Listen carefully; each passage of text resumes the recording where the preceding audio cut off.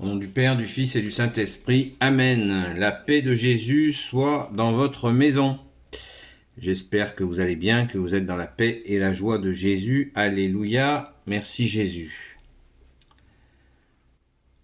Nous lisons Saint Matthieu, l'Évangile selon Saint Matthieu, chapitre 19, versets 20 à 30, qui est la suite du paragraphe sur le jeune homme riche.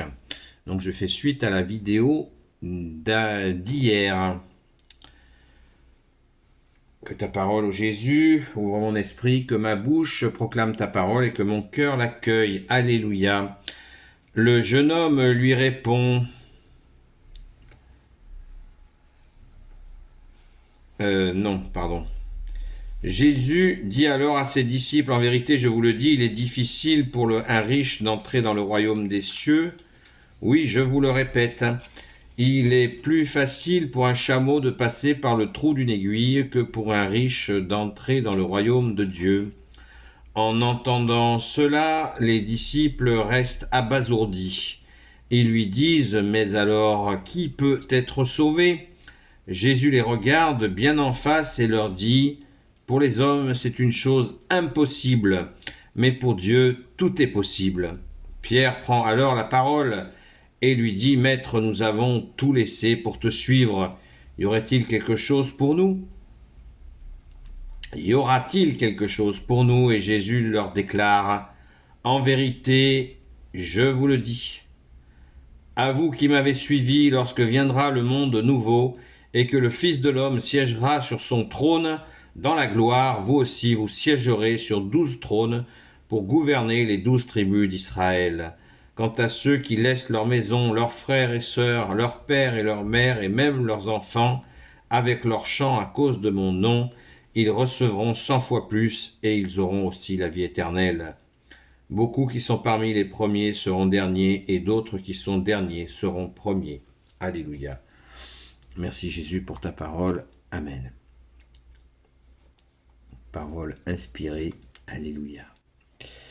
Donc, la question des riches, il est plus facile pour un chameau de passer par le trou d'une aiguille que pour un riche d'entrer dans le royaume de Dieu. Alors cette question-là, elle est très importante. Encore une fois, on cherche à comprendre le contexte de ta parole, bien-aimé Jésus.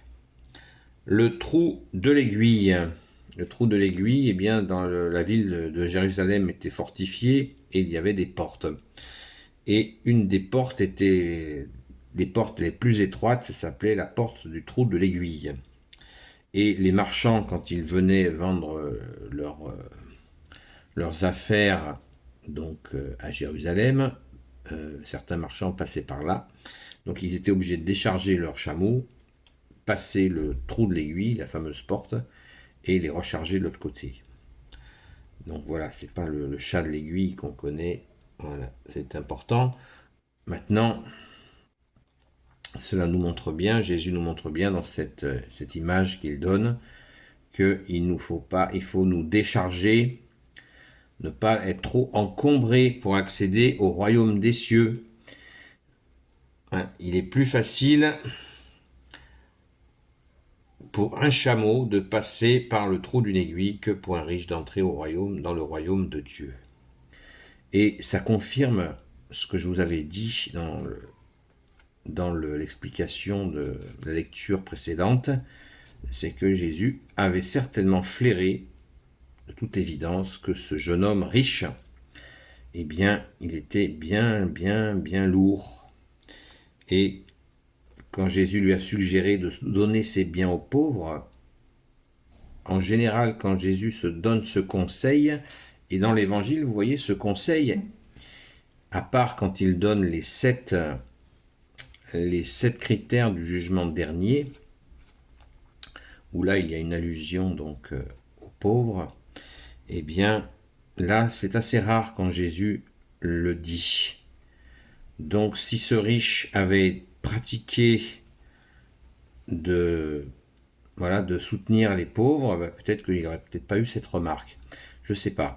Mais toujours est-il que ça nous enseigne et nous renseigne Merci Jésus, tu es et demeureras pour l'éternité notre seul enseignant. Alléluia. Alors, les disciples, ils tombent en panique du coup, parce qu'ils se disent, mais qui c'est qui peut être sauvé, quoi. Et là, Jésus, waouh, toujours un cran au-dessus, notre bien-aimé Jésus, tu nous dis, ben oui, pour les hommes, c'est compliqué. Je vous le relis parce qu'on a besoin de l'entendre.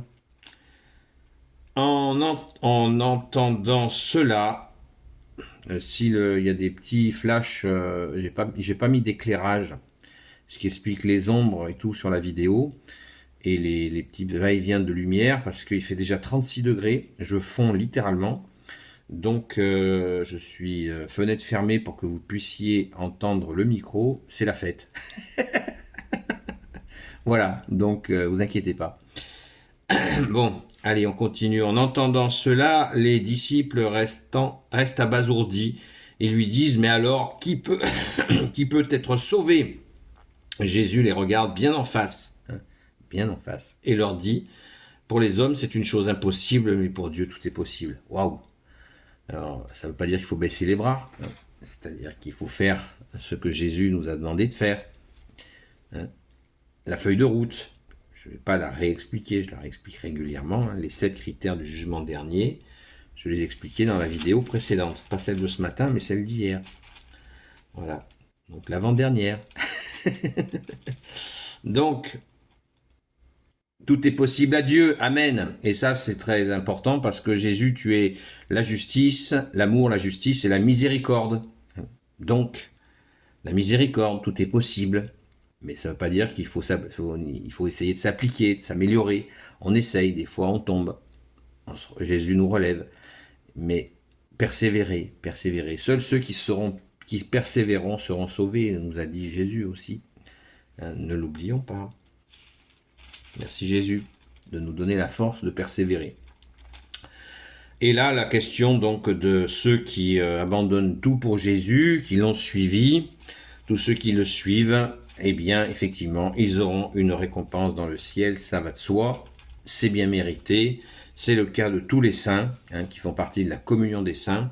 Donc là, on se réjouit, et puis que les 12 apôtres, tous suppliciés sauf Saint Jean, tous martyrisés sauf Saint Jean, qui se trouvent à siéger sur 12 trônes pour gouverner les 12 tribus d'Israël, c'est clair, quoi. Les apôtres, c'est le sommet. Les saints apôtres, et on ne les remercie pas assez souvent pour leur sacrifice. Parce que ce sont des martyrs, les saints apôtres. Sauf Saint Jean, qui est mort de sa belle mort, et qui nous a donné, avant de mourir, l'Apocalypse. Alléluia, merci Saint Jean.